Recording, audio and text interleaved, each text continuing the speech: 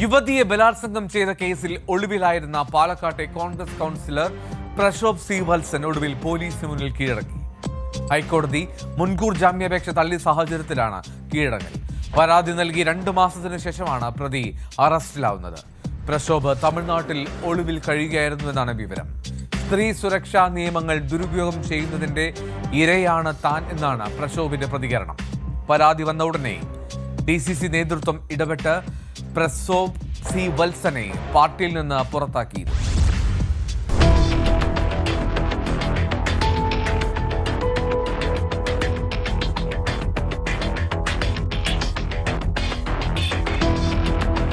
March 28-നാണ് Palakkad south police Prashobh C വത്സനെതിരെ കേസെടുത്തത്.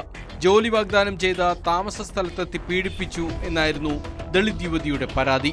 കേസിൽ ഹൈക്കോടതി മുൻകൂർ ജാമ്യാപേക്ഷ തള്ളിയ സാഹചര്യത്തിലാണ് സ്റ്റേഷനിലെത്തി പ്രതി കീഴടങ്ങിയത്. കഴിഞ്ഞ 2 മാസമായി തമിഴ്നാട്ടിൽ ഒളിവിൽ കഴിയുകയായിരുന്നു പ്രശോഭ്. സ്ത്രീ സുരക്ഷാ നിയമങ്ങളും SC/ST നിയമങ്ങളും ദുരുപയോഗം ചെയ്യപ്പെടുന്നതിന്റെ ഇരയാണ് താൻ എന്ന പ്രശോഭ് പ്രതികരിച്ചു.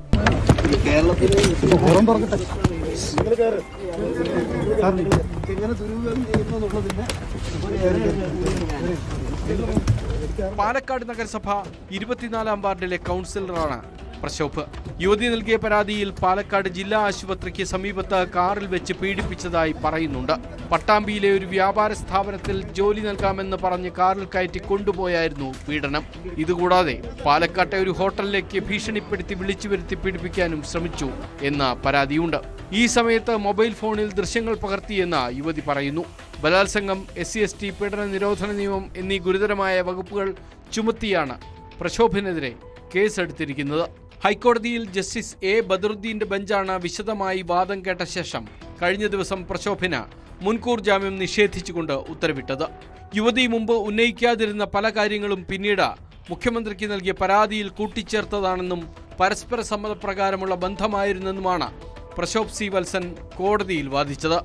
എന്നാൽ പ്രതിഭാഗത്തിന്റെ ഈ വാദങ്ങളെല്ലാം പൂർണ്ണമായും തള്ളിക്കൊണ്ടാണ് ഹൈക്കോടതി മുൻകൂർ ജാമ്യാപേക്ഷ നിരസിച്ചത്.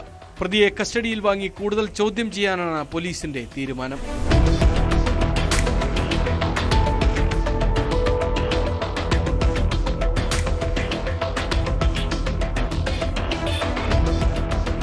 ന്യൂസ് 18 പാലക്കാട്.